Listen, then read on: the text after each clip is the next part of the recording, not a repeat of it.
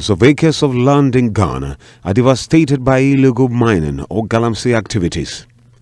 The International Growth Center (IGC) estimates $250 million will be needed to reclaim the illegal mining devastated lands in the western region of Ghana alone.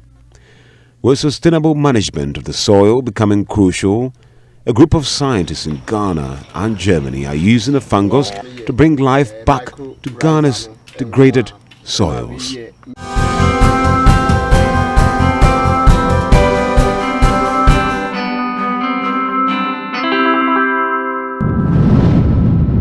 At an abandoned land at Enumso, a farming community in the Asante Akim Central District of the Ashanti region of Ghana. The plant tropical kuju, also called Pureria fasciolidis, exerts invasive growth habit, pushing back the surrounding grasses and weeds. Not even the Mimosa pudica, with its known creeping fame, could pick a race.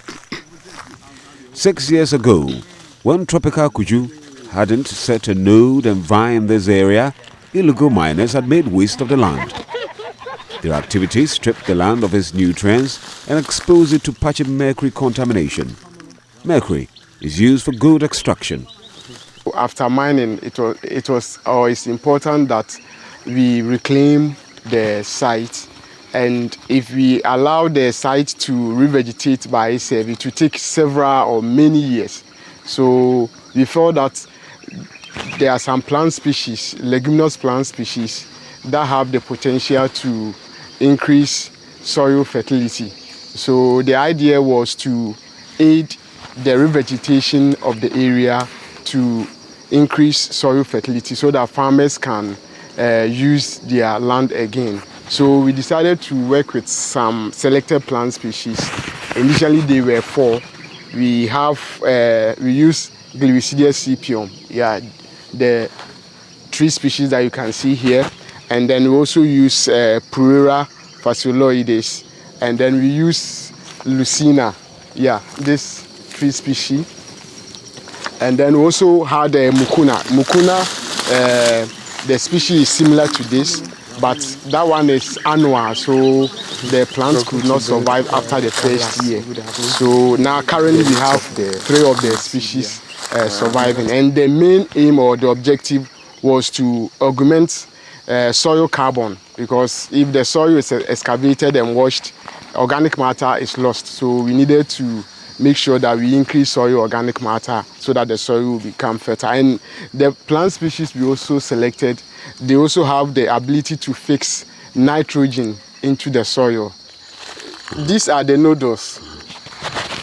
These round balls, that is where the bacteria that fixes nitrogen, this is where they are staying. So they're able to tap atmospheric nitrogen and fix into the soil. So it's like a kind of symbiotic association between the roots of the plants and these bacteria. So we call this nodules. So if you compare the soils under these treatments or under these plant species, you realize the color has changed a bit. It's a bit darker.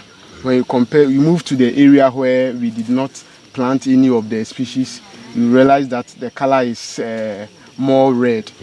So that is the effect of the leaves and then the roots of. So these are the 2 soil samples. This one was picked under the trees, and this one was picked from where you don't have any of the trees. So you can see that this one is a bit darker than this soil sample, which shows that there has been soil organic matter increased. That is, the leaves of the plant has decomposed and then added organic matter as compared to where we didn't have the plant species. Our main motivation of our research and development project we run with the Crop Research Institute here in Ghana is to follow also guidelines of our German government. The Federal Ministry of Research and Education is targeting ecosystem restoration as one of their main targets. That also relates to funding of certain programs, such as the Klein 2 program, under which we have attracted a joint grant for research and development among German partners and Ghanaian partners. And this is also the basis why we came here through a fruitful cooperation, and we took this research site here as a basis for further development. Led by a PhD student from the University of Hohenheim, Nadine Sommer, the scientists selected Acacia mangium and Lucina leucocephala as promising plant candidates. Though Lucina leucocephala led in the volume of organic matter produced, Acacia mangium was superior in terms of mercury salvaging. And at the end we stuck with Acacia mangium and Lucina leucocephala. That's why those two plants are grown here. Lucina leucocephala produces much biomass. That's the interesting thing of Lucina leucocephala. Acacia mangium needs a bit more time to produce this biomass, but it accumulates very huge amounts of mercury. It's not really a hyperaccumulator, but it's a good accumulator of mercury. Fungi may not hesitate to invade a dead or living plant, making naught of it. But in situations where they fall in love with each other, it becomes interesting to know the mutual gains. Agape may refer to a true love affair between God and men, but for green plants and fungi, it is called symbiosis. Mycorrhizas, an important group of soil fungi, prefer to latch onto the plant's roots, supplying water and vital nutrients to the plant, while the plant supplies the fungi with sugars. In this affair, soil is not about emotions, but food. Though some fungi may prefer to make do on the surface, others will like to penetrate deep into the plant root cells. These are known as arbuscular mycorrhizal fungi, AMF. Capitalizing on Mr. Puku's flourishing illegal mining reclaimed site, the German project partners picked a soil and root sample and isolated an AMF candidate. So we took soil samples, isolated mycorrhizal fungi, have characterized these in Germany and tested them for their functional potential to increase fertility and perform, also support a mercury uptake by plant. And this is now being tested as a vice versa approach and also supporting economies in the future here in Ghana to develop sustainable solutions for mercury reclamation in Ghanaian gold mining sites. Another PhD student from the University of Hohenheim, Yashin Gil, decided to bring Pararia fasciolidis and the discovered AMF together to see how they can rid a contaminated soil of mercury. She found that AMF helped the plant to absorb the mercury and ensures optimum growth of the plant. Here in this part it wasn't possible for us to harvest all of the plants, but you can definitely see with AMF we have a higher production of biomass in the root. So the first indication what we have here in the comparison of these four plants and two treatments is that the overall positive effect of mycorrhizal fungi is clearly visible. And this is also seen that we have a better root growth. That means the biomass production of the plant species is much better. And you also see the positive effect of AMF, mycorrhizal fungi. And this is clearly seen in contrast to the non-treated plants on the left side. So these two plants have not been inoculated with mycorrhizal fungi, where you can clearly see that the plant does not perform as good as with inoculation. And also, and this is one of our main targets, is that under the influence of mercury concentration in the soil, that the plant can also perform better with support of mycorrhizal strains. So this is seen here on the right side. This is our prototype of legume plant species inoculated with AMF as exposed to mercury. In the first study, what I did is I found Rhizophagus irregularis, which is a species based on the many sites, and associated with Floria physioloides could be a candidate for this artisanal region. And after that, I'm wondering how this mercury come into the plants, because actually, as you all know, this is toxic metals. However, it always can come to the plants, even crops, which is not good for human health. Then I want to know how this process happened. I found that actually it depends on the mercury concentration under the substrate. We found out under the low concentration, this AMF could help plants store this mercury or inhibit translocation from the root to the above ground plant, which makes sense for example, livestock for using. And also another thing is that when there's mercury is really high, then we find out this is AMF help plants perform better and also increase this translocation and distribute it to the stem, which is also another purpose for a clean soil, clean mercury contaminated soil. Triumphing in the ports, it has become essential the NUMSO originated AMF is brought back to its roots so that the natives would appreciate its charisma or degraded environment.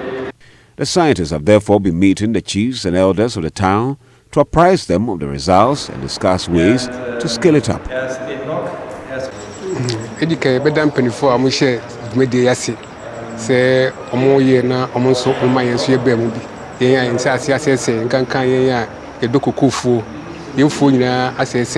Na ama yehu se de ma enkachi asase no bibi wo no ma ye na ebetimi asa ma ye asase no back na edua ye no baye no ndi se dwumadi o mo ye no aboye pa na ye sere o mo se o mbra communities nim na o mo boye na o mo nya nkyerɛkyerɛ ya o mo ye bi na o mo so hu se ampa nsase no se enkachi se asai kura na ye bibi papa bi wo no ma ye a we ma na ye nti e be sere o mo bebre se o mo so o mo mbra ye mantemu ho na saa nimdi amudi amayi omfamra saa amanfo no so ehu se asase no so ebeyeye.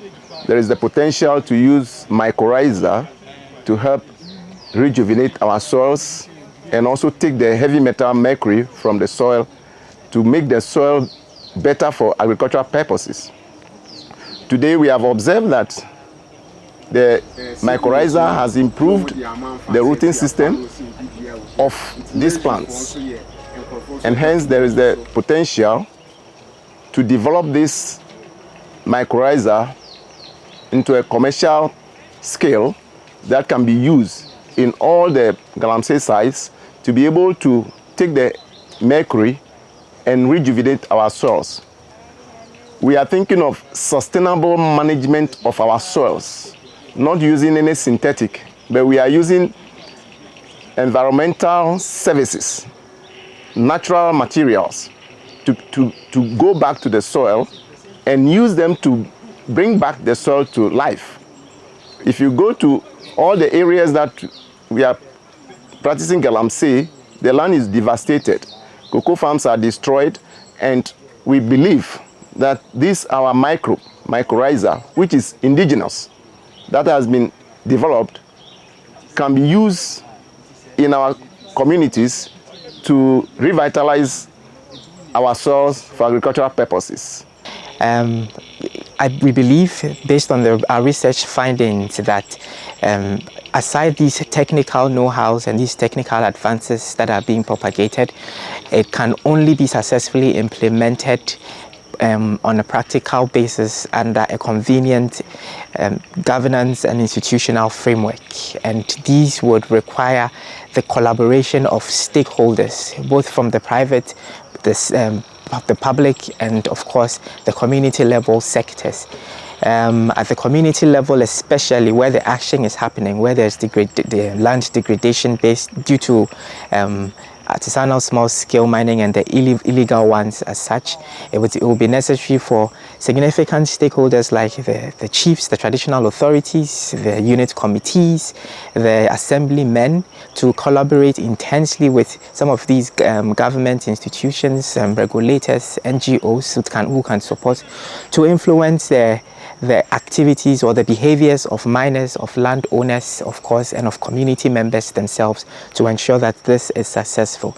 It's not just with collaboration, it also with the targeting the legal framework that exists. Of course, there needs to be policies that are targeting the decontamination of such degraded lands, and these must be specific to contaminants, to ways of reducing and sustainably reducing the levels of danger that it causes to human health and the ecology. We also believe that intense sensitization is also a way to go, because at the community level, many of them do not even know of the dire consequences that come with mercury and what it has to human health and to wildlife and livestock. And we believe that yes, all these areas would have to be densely looked at.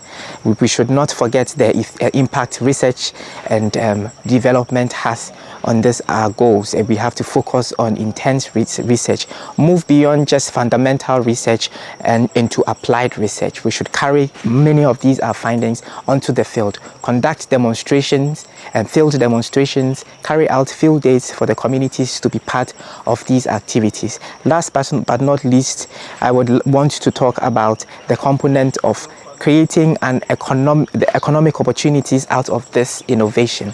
Of course, community members, landowners will not be interested if there is no business side to all of this. Could we use certain plant species that can not just create benefits to the ecology but also provide some economic opportunities? If yes, then these would be more like an incentive or a motivating factor for these communities or local communities, and of course local community businesses also to involve themselves heavily in this initiative. When we talk of funding, all of this cannot happen without appropriate funding, and funding has to come some way, somehow, to ensure that at least the science behind it and its application can be done. When you compare the works done in developed worlds like in the Americas and in the West, you'd realize that the state involves themselves heavily in environmental rehabilitation projects. We believe that the government should also commit much of their policies and their intentions to this regard. We also believe that NGOs and private institutions could also provide certain corporate social responsibilities to help in these causes. These were some of my findings. In fact, there were really interesting empirical evidence from many of our focus group discussions and our field surveys, and results, of course, we'll be willing to share. The next step of our joint project between German and Ghanaian research and development partners is to take the next step of using the messages we have received from the local communities of our target areas.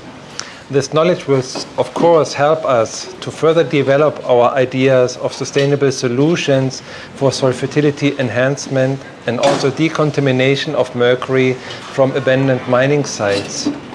And these steps could look like follows. We will make contacts to nurseries to develop the plantlets which are necessary for farmers. We will engage in training and learning processes for young people, farmer teaching, and certainly we will use our company partners in Germany who have the capacity to develop also training programs for entrepreneurship for young people. So new business models will also be developed out of our project.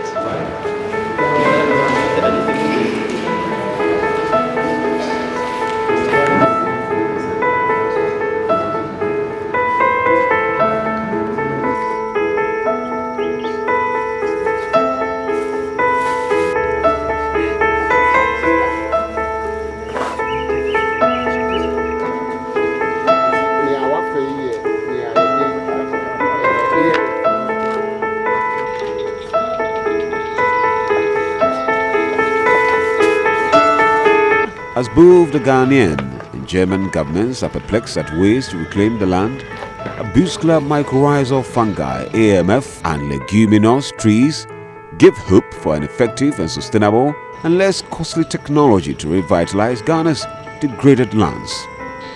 Reporting for Joy News, Kwesi Deborah.